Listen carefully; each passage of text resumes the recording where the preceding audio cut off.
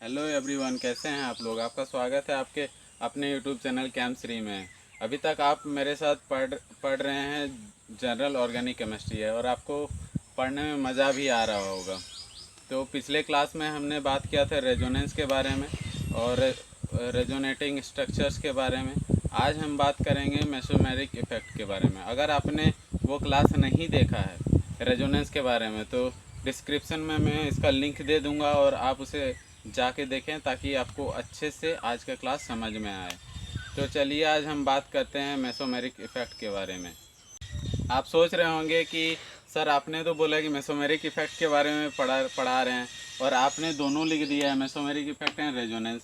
आपने देखा ही होगा शोले मूवी में जय वीरू जैसे बहुत अच्छे दोस्त थे ना, उसी प्रकार से रेजोनेंस और मेसोमेरिक इफ़ेक्ट बहुत अच्छे दोस्त हैं। वो लोग एक दूसरे का साथ, जैसे होता है ना चोली दामन का साथ, तो इनका चोली दामन का साथ है। तो आज हम लोग दोनों भाइयों यानी रेजोनेंस और मेसोमेरिक इफ़ेक्ट के बारे में पढ़ेंगे। पहले हम लोग जानते कि रेजोनेंस क्या था। हम लोग रेजोनेंस के बारे में क्या पढ़े थे? Delocalization of pi electrons. और मेसोमेरिक इफ़ेक्ट क्या होता है हमारा? इलेक्ट्रॉन विथड्रॉइंग नेचर और electron releasing nature of substituted group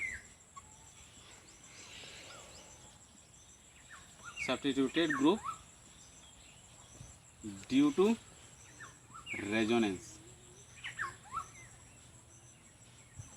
बोला था ना हमने कि इनका साथ जय और वीरू की तरह है। शोले मूवी के दो एक्टर्स थे, जय और वीरू, उसी की तरह है। तो देखा ना आपने, इसके डेफिनेशंस में भी रेजोनेंस आ रहा है। मतलब मेसोमेरिक इफेक्ट का मतलब होता है कि किसी भी कंपाउंड का इलेक्ट्रॉन विड्रॉइंग नेचर और इलेक्ट्रॉन रिलीजिंग नेचर उसका तभी दिखता है जब उसमें रेजोनेंस होता है। तो मतलब दोनों साथ साथ चलते हैं। तो हम लोग बात करते हैं मेसोमेरिक इफेक्ट के बारे में। एक वर्ड में अगर मेसोमेरिक इफेक्ट को एक सेंटेंस में डिफाइन किया जाए तो हम लोग बोल सकते हैं कि resonance is the mechanism by which mesomeric effect operates. मतलब रेजोनेंस एक ऐसा तरीका है जिससे मेसोमेरिक इफेक्ट काम करता है।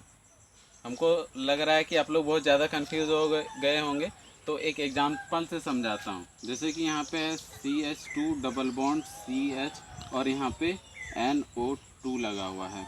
और एक एग्जांपल हम लोग लेते हैं CH2 डबल बॉन्ड CHOCH3 है। ठीक है, तो इनमें दोनों में से देखिए ये क्या है, NO2।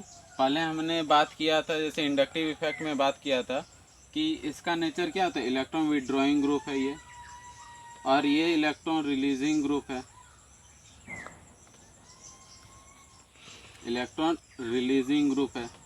तो ये क्या करेगा, लोन पेयर्स ऑफ इलेक्ट्रॉन को अपने तरफ खींचेगा। इसका स्ट्रक्चर को हम लोग अगर तोड़ के लिखें तो कुछ इस तरह से होगा, डबल बॉन्ड हो, यहाँ पे आएगा और ये इधर जाएगा, शिफ्ट करेगा। तो यही है electron withdrawing nature of NO2 किस लिए आ रहा है, ड्यू टू रेजोनेंस। तो इसको हम लोग मेसोमेरिक इफेक्ट बोलेंगे। यहाँ पर भी दे सकते हैं, यहाँ पे इलेक्ट्रॉन रिलीजिंग ग्रुप है, तो ये क्या करेगा, अपना लोन पेयर को इधर डोनेट करेगा।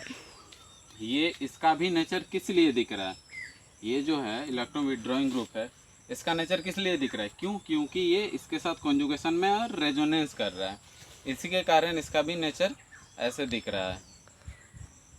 आगे और हम मेसोमेरिक इफेक्ट के बारे में बात करें तो हम क्या जानते हैं कि ये डिस्टेंस इंडिपेंडेंट होता है।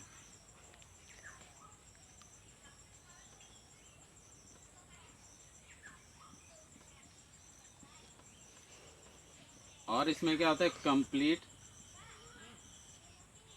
ट्रांसफर ऑफ चार्ज होता है।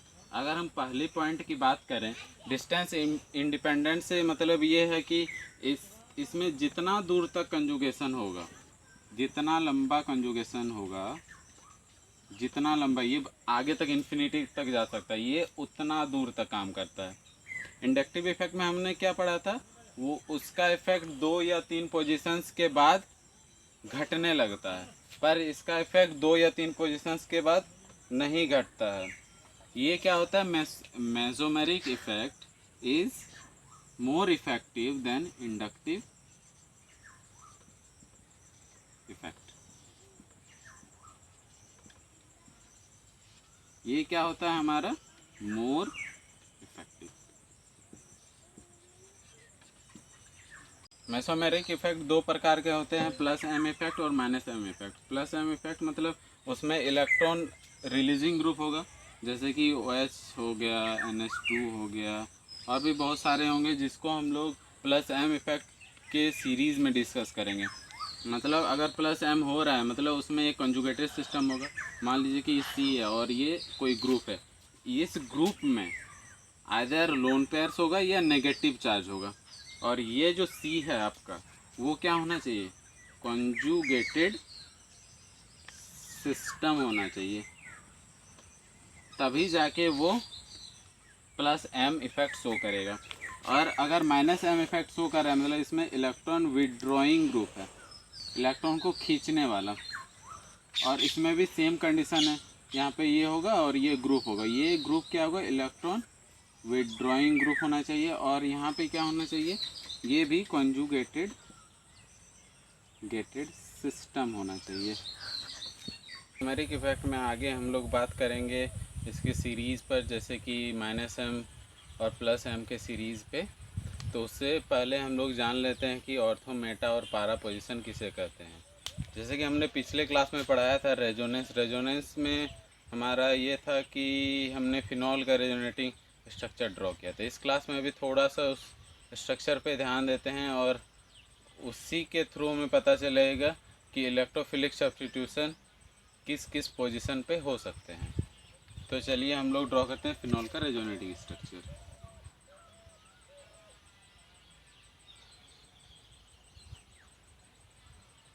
तो ये लोन पेयर इधर आएगा और ये इधर रेजोनेंस करेगा, यहाँ पे नेगेटिव चार्ज, ये डबल बॉन्ड OH प्लस, यहाँ पे एक, यहाँ पे एक, फिर ये इधर रेजोनेंस करेगा, इसके सामने वाले कार्बन पे शिफ्ट होगा नेगेटिव चार्ज, यहाँ पे डबल बॉन्ड, ये डबल बॉन्ड OH प्लस, फिर ये नेगेटिव चार्ज यहाँ शिफ्ट होगा और ये इधर शिफ्ट होगा। तो अगला स्ट्रक्चर है हमारा नेगेटिव चार्ज, यहाँ पे OH और ये पॉजिटिव, फिर ये इधर आएगा और ये इधर आएगा। तो हम लोग पुनः फिनॉल को प्राप्त करेंगे। और ये बेसिकली इसमें क्या हुआ है कि delocalization of pi electrons. इसमें अगर हम ध्यान से देखें तो नेगेटिव चार्ज एक यहाँ पे क्रिएट हो रहा है, यहाँ पे नेगेटिव चार्ज हो रहा है, एक यहाँ पे हो रहा है और एक यहाँ पे हो रहा है। मतलब अगर फिनॉल ड्रॉ करें तो ये OH हो गया, हमारा नेगेटिव चार्ज, एक नेगेटिव चार्ज यहाँ पे क्रिएट हो रहा था, एक यहाँ पे क्रिएट हो रहा था, एक यहाँ पे क्रिएट हो रहा था। मतलब इन तीन पोजीशंस में इलेक्ट्रॉन डेंसिटी बहुत अधिक होगी। अगर इन तीनों जगह पे इलेक्ट्रॉन डेंसिटी अधिक होगी तो इलेक्ट्रोफाइल इन्हीं तीन जगह पे अटैक करेगा। और हम लोग इस पोजीशन जो सब्स्टिट्यूटेड कोई भी ग्रुप हो, सब्स्टिट्यूटेड ग्रुप के सामने वाला जो होगा एडजेसेंट, उसको हम लोग ऑर्थो बोलते हैं, उसके बाद वाला मेटा एंड ये वाला पारा। सिमिलरली इधर भी यही ऑर्थो होगा, ये मेटा होगा, ये पारा होगा। तो इन तीन पोजीशंस पे इलेक्ट्रॉन डेंसिटी सबसे ज़्यादा होगी। तो हम लोग को इतना पता चल चुका है यहाँ से। और अगर इलेक्ट्रॉन रिलीजिंग ग्रुप होगा तो ऑर्थो पारा डायरेक्टिंग होगा। क्यों?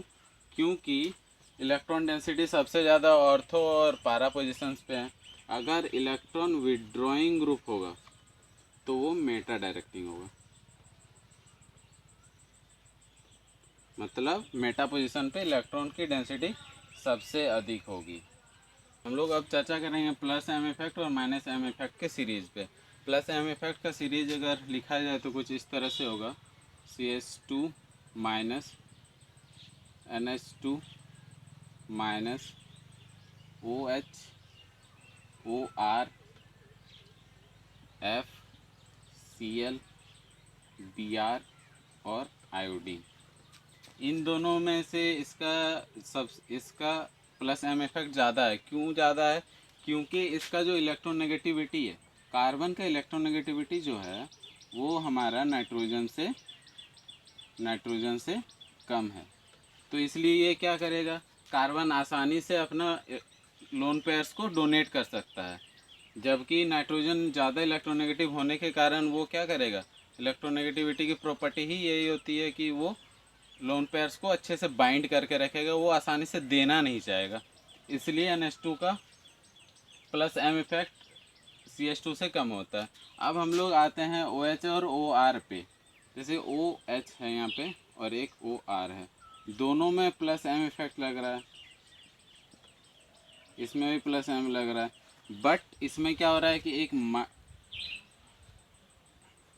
Minus I plus I effect भी लग रहा है, इसमें दो इफेक्ट लग रहा है, फिर भी इसका ज़्यादा है प्लस एम इफेक्ट। क्यों? क्योंकि ये दो अगर हम लोग कंसिडर करें O और H, तो इसका इलेक्ट्रोनेगेटिविटी लगभग 3.5 के आसपास होता है और इसका 1 होता है। तो अगर इलेक्ट्रोनेगेटिविटी डिफरेंस हम लोग ले तो यहाँ पे 2.5 का आता है, और यहाँ पे अगर बात करें तो इसका तो 3.5 होता है और ये 2.5 होता है इसका इलेक्ट्रोनेगेटिविटी, तो इसका इलेक्ट्रोनेगेटिविटी डिफरेंस 1 हो जाता है। तो अगर मान लीजिए कि ये इलेक्ट्रॉन को डोनेट करता है, ठीक है, तो यहाँ पे पॉजिटिव चार्ज क्रिएट होगा। अगर ये भी इलेक्ट्रॉन्स को डोनेट करता है, यहाँ भी पॉजिटिव चार्ज क्रिएट होगा। इलेक्ट्रॉन नेगेटिविटी डिफरेंस ज़्यादा होने के कारण ये जो पॉजिटिव चार्ज क्रिएट हुआ है यहाँ पे, ये ज़्यादा स्टेबल होगा एज कम्पेयर टू OR। क्यों? क्योंकि यहाँ पे इलेक्ट्रॉन नेगेटिविटी डिफरेंस सिर्फ 1 है, इसीलिए OH का प्लस एम इफेक्ट OR से ज़्यादा होता है। उसके बाद क्लोरीन ब्रोमीन और आयोडीन का होता है। हम लोग बात करेंगे माइनस एम इफेक्ट के बारे में। माइनस एम इफेक्ट मतलब क्या है, उसमें पॉजिटिव चार्ज होगा, वो इलेक्ट्रॉन डेफिशिएंट होगा, यानी उसमें कोई भी एक इलेक्ट्रॉन विड्रॉइंग ग्रुप लगा रहेगा। इलेक्ट्रॉन विड्रॉइंग ग्रुप से मतलब क्या है कि उसमें एक ऐसा ग्रुप लगा रहेगा जो कि उसकी इलेक्ट्रॉन डेंसिटी को खींचेगा। जैसे कि यहाँ पे दिया हुआ है इसका ऑर्डर CH2 प्लस, यहाँ पे प्लस है, मतलब ये क्या है, इलेक्ट्रॉन डेफिशिएंट है, तो ये क्या करेगा, इलेक्ट्रॉन डेंसिटी को अपनी तरफ खींचेगा कॉन्जुगेटेड सिस्टम से। दूसरा क्या है, NO2 प्लस, NO2 है, तो NO2 का अगर हम लोग स्ट्रक्चर लिखेंगे तो कुछ इस प्रकार से होगा। अगर ये सिस्टम में लगा रही है पॉजिटिव चार्ज है, तो ये क्या करेगा, इलेक्ट्रॉन डेंसिटी को खींचेगा कॉन्जुगेटेड सिस्टम में। Similarly C triple bond N और एल्डिहाइड ग्रुप और कीटोनिक ग्रुप भी इलेक्ट्रॉन डेंसिटी को कंजुगेटेड सिस्टम से खींचेगा। चलिए, हमने यहाँ तक तो पढ़ लिया, अब हम आगे पढ़ेंगे कि मेसोमेरिक इफेक्ट के एप्लीकेशंस क्या होता है। मेसोमेरिक इफेक्ट हमें इलेक्ट्रॉन डेंसिटी बताता है रिंग में। दूसरा बताता है स्टेबिलिटी ऑफ इंटरमीडिएट्स में मतलब कार्बोकैटायन और कार्बो एनायन की स्टेबिलिटी बताता है। तीसरा क्या है, एसिडिक स्ट्रेंथ और बेसिक स्ट्रेंथ बताता है। अगर पहले वाले के अगर चर्चा करें तो ये किस प्रकार से रिंग में इलेक्ट्रॉन डेंसिटी को बताता है, तो पहला अगर को समझना है पहला पॉइंट को, तो दो एग्जांपल हम लोग लेते हैं। मान ली यहाँ पे लेते हैं एक बेंजल्डिहाइड और दूसरा हम लोग ले लेते हैं बेंजो, ये कुछ CH3, ठीक है। इन दोनों में से बताना, मान लीजिए ये A है ये B है, इन दोनों में से हमें बताना है कि इलेक्ट्रॉन डेंसिटी किस में ज़्यादा होगा। तो हम लोग अगर ध्यान से देखेंगे तो दोनों ही यहाँ पे इलेक्ट्रॉन विड्रॉइंग ग्रुप है, ठीक है। मतलब दोनों ही -m है, m इफेक्ट है दोनों में, इसमें भी -m इफेक्ट है। पर हम according to the series -m effect इसका सबसे ज़्यादा होता है एल्डिहाइड का, उसके बाद कीटोन का होता है। अगर आपको इतना नहीं समझ में आ रहा है तो यहाँ पे देखिए एक क्या हो रहा है, प्लस आई इफेक्ट भी लग रहा है, प्लस आई इफेक्ट भी लग रहा है, प्लस आई इफेक्ट लग रहा है। यहाँ से अगर प्लस आई इफेक्ट लगेगा तो ये जो कार्बन है, इस कार्बन में इसका इलेक्ट्रॉन डेंस, जो इस इलेक्ट्रॉन डेफिशिएंट जो कार्बन है, इसकी डिफिशियंसी घटेगी। मतलब अगर यहाँ पे प्लस प्लस दो प्लस चार्ज है तो यहाँ पे एक जो प्लस आई इफेक्ट लगा रहा है एक प्लस चार्ज को कम कर रहा होगा, और यहाँ पे जो दो प्लस चार्ज है वो रिमेन सेम है। मतलब ये पोजीशन ज़्यादा इलेक्ट्रॉन डेफिशिएंट है एज़ कम्पेयर टू ये, तो यहाँ पे क्या होगा कि प्लस m इफेक्ट जो है इसका ज़्यादा होगा। अब हम लोग डेंसिटी की बात करेंगे, इलेक्ट्रॉन डेंसिटी की बात करेंगे, इन दोनों में किसका ज़्यादा होगा। तो अगर हम लोग गौर से देखें तो हमने पढ़ा था प्लस m इफेक्ट मतलब क्या होता है, इलेक्ट्रॉन डेफिशिएंट, इलेक्ट्रॉन डेफिशिएंट। अगर ये इलेक्ट्रॉन डेफिशिएंट होगा तो क्या होगा, इसमें plus m effect electron deficient होगा, तो इसमें सबसे ज़्यादा प्लस m इफेक्ट है तो ये सबसे ज़्यादा इलेक्ट्रॉन डेफिशिएंट होगा। मतलब बी ए है ये और बी, तो बी में इलेक्ट्रॉन डेंसिटी सबसे ज़्यादा होगा, इलेक्ट्रॉन डेंसिटी। अगर हम लोग और एग्जांपल लें इस चीज़ को जानने के लिए, मान लीजिए एक फिनॉल है,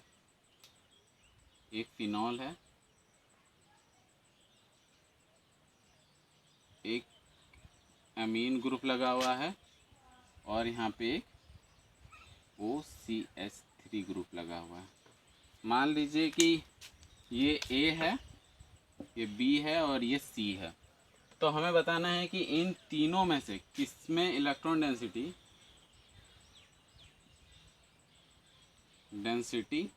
सबसे ज़्यादा है। तो हम लोग गौर से देखेंगे किसमें क्या हो रहा है, ये तो इलेक्ट्रॉन दे रहा है, अब रिलीज़ कर रहा है, तो इसमें क्या लग रहा होगा, इसमें प्लस m इफेक्ट लग रहा होगा। ये यहाँ पर भी लोन पेयर है, ये भी देगा तो इसमें भी प्लस m लग रहा होगा, ये भी लोन पेयर है, ये भी दे रहा होगा तो इसमें भी प्लस m लग रहा होगा।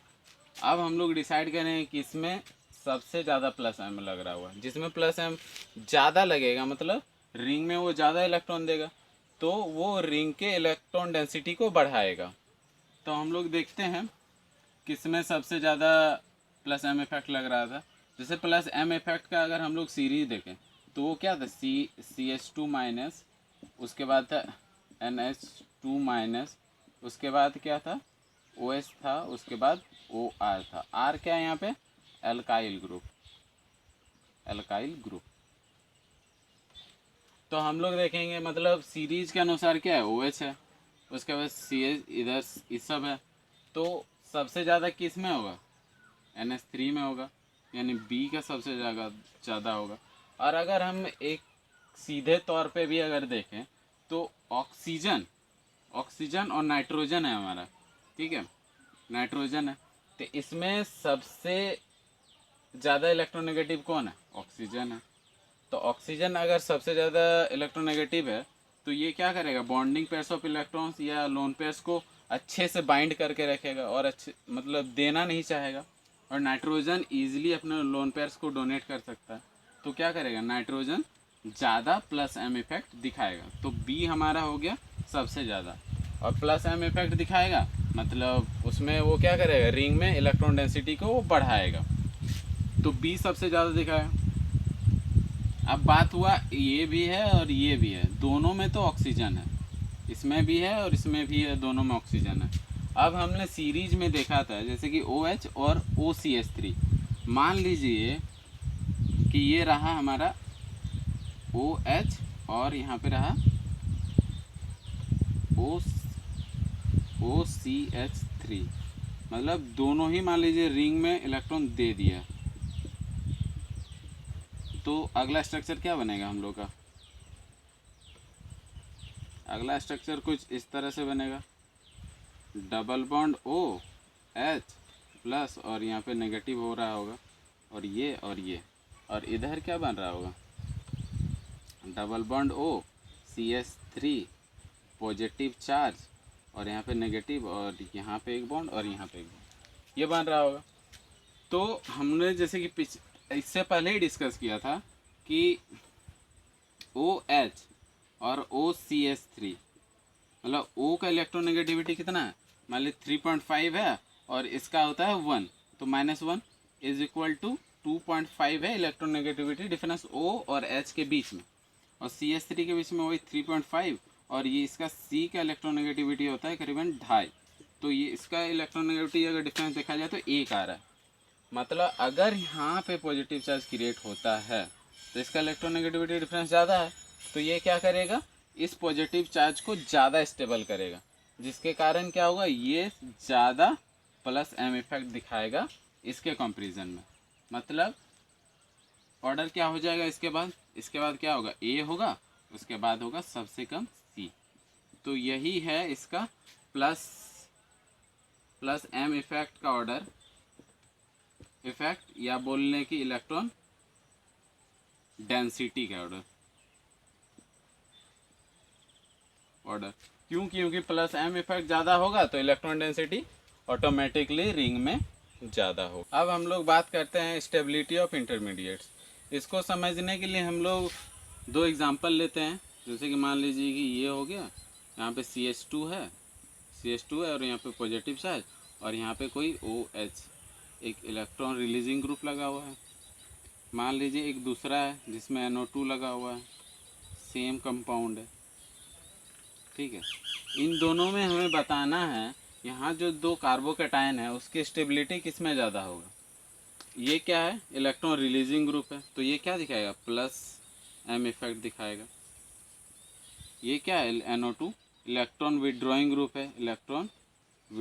ग्रुप है, तो ये क्या दिखाएगा, -M दिखाएगा, -M इफेक्ट दिखाएगा। तो यहाँ पे प्लस M इफेक्ट दिखा रहा है, प्लस M इफेक्ट के कारण क्या हुआ, इलेक्ट्रॉन डेंसिटी रिंग में बढ़ेगा। अगर रिंग में इलेक्ट्रॉन डेंसिटी बढ़ता है तो क्या होगा, ये जो पॉजिटिव चार्ज है उसको ज़्यादा इलेक्ट्रॉन मिलेगा, और ज़्यादा इलेक्ट्रॉन मिलेगा तो ये जो पॉजिटिव चार्ज है वो ज़्यादा डिमिनिश करेगा, मतलब ख़त्म होगा, तो मतलब ये स्टेबिलिटी की ओर ज़्यादा बढ़ेगा। जबकि दूसरे केस में -M इफेक्ट दिखा रहा है, इलेक्ट्रॉन विड्रॉइंग ग्रुप लगा हुआ है, तो ये क्या करेगा, रिंग से इलेक्ट्रॉन को और ज़्यादा अपनी तरफ खींचेगा, जिसके कारण क्या होगा, रिंग में इलेक्ट्रॉन्स की कमी हो जाएगी। अगर कमी हो गई तो ये इस कार्बोकैटायन को इलेक्ट्रॉन्स नहीं दे पाएगा, जिसके कारण इस कार्बोकैटायन में पॉजिटिव चार्ज और बढ़ते चल जाएगा, मतलब और ये डीस्टेबल होते चल जाएगा। तो ये है स्टेबिलिटी ऑफ कार्बोकैटायन को ये बताता है। अगर हम लोग एक दूसरा एग्जांपल ले लें, जैसे कि यहाँ पे NO2 है, ठीक है, सेम ले लेते हैं CH2 प्लस, और यहाँ पे इस बार मेटा पोजीशन पे NO2 है, उसके बाद CH2 और ये प्लस। इन दोनों में बताना है कि स्टेबिलिटी किसकी ज़्यादा है, किस कार्बोकैटायन की स्टेबिलिटी ज़्यादा है। तो यहाँ पे देखिएगा तो -M इफेक्ट ये भी दिखा रहा है, और ये भी -M इफेक्ट दिखा रहा है, -M इफेक्ट दिखा रहा है।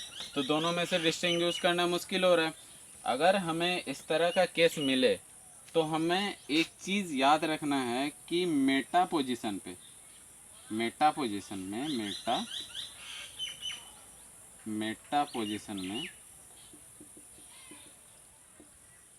में मेसोमेरिक इफेक्ट M इफेक्ट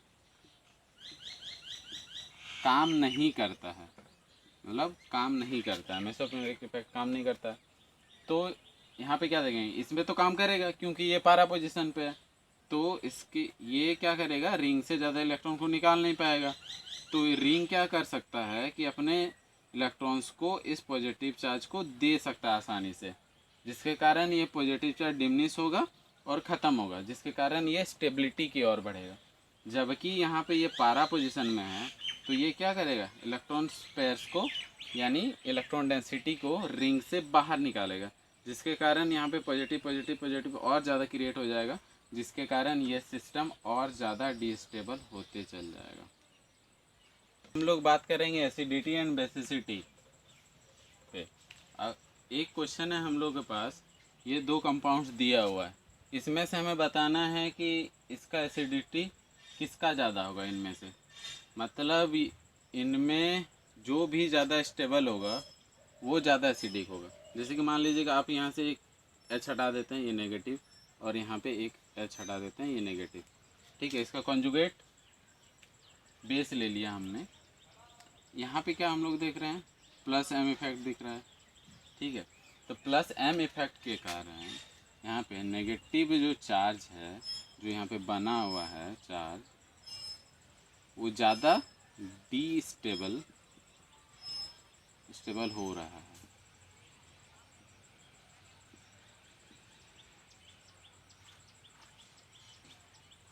जिसके कारण इसका एसिडिटी कम होगा इससे। अगर अगला क्वेश्चन हम लोग देखें, यहाँ पे चार ऑप्शन दिया गया है, इसमें से हमें बताना है कि एसिडिटी का ऑर्डर किस प्रकार से है। तो हम लोग जानते हैं कि अगर सबसे पहले तो हम लोग इसका कंजुगेट बेस ड्रॉ कर लेंगे। मान लीजिए ये नेगेटिव है, कंजुगेट बेस ये नेगेटिव है, और यहाँ पर भी इसको नेगेटिव कर दी, और यहाँ पर भी ये नेगेटिव हो गया। अब हम लोग देखेंगे जिसका कंजुगेट बेस जितना ज़्यादा स्टेबल होगा वो उतना अच्छा एसिड होता है। तो अगर आप देख पा रहे होंगे तो यहाँ पे एक NO2 है, NO2 है, इलेक्ट्रॉन विड्रॉइंग ग्रुप है। तो अगर इलेक्ट्रॉन विड्रॉइंग ग्रुप है तो इस नेगेटिव चार्ज को, कार्बन एनायन को अच्छे से स्टेबल कर पाएगा। और हम लोग जानते हैं कि मेटा पोजीशन पे मेसोमेरिक इफेक्ट काम नहीं करता है। तो इसका ऑर्डर कुछ इस तरह से होगा कि D का तो सबसे ज़्यादा होगा, डी सबसे ज़्यादा, उसके बाद बी होगा। बी क्यों होगा, क्योंकि इस पे नेग्लिजिबल अमाउंट पे काम करता है मेसोमेरिक इफेक्ट, बट कुछ तो काम कर रहा होगा, जिसके कारण ये बी ऑर्डर होगा। अब हम लोग देखेंगे ए और सी में कौन ज़्यादा स्टेबल है। सी में आप देख रहे होंगे कि यहाँ पे एक प्लस एम इफेक्ट दिखाने वाला ग्रुप है। तो प्लस एम इफेक्ट अगर दिखा रहा है तो क्या करेगा, रिंग पे इलेक्ट्रॉन डेंसिटी को बढ़ाएगा। तो अगर रिंग को इलेक्ट्रॉन डेंसिटी को बढ़ाएगा तो ये इधर देगा, ये इधर इलेक्ट्रॉन्स को ट्रांसफ़र करेगा, और यहाँ पे ये नेगेटिव चार्ज है तो नेगेटिव चार्ज को ये क्या करेगा, और ज़्यादा डिस्टेबल करेगा, जिसके कारण ये इसके कंपेयर में, इन दोनों का अगर कंपेयर करें तो ये इससे अच्छा एसिड होगा। मतलब इसका ऑर्डर क्या हो जाएगा, उसके बाद ए आएगा, उसके बाद सी आएगा। ये रहा इसका ऑर्डर। अगर आपको कहीं भी दिक्कत हो तो आप कमेंट बॉक्स में बता सकते हैं, और हम कोशिश करेंगे कि आपके ज़्यादा से ज़्यादा क्वेश्चंस का आंसर दे पाएँ।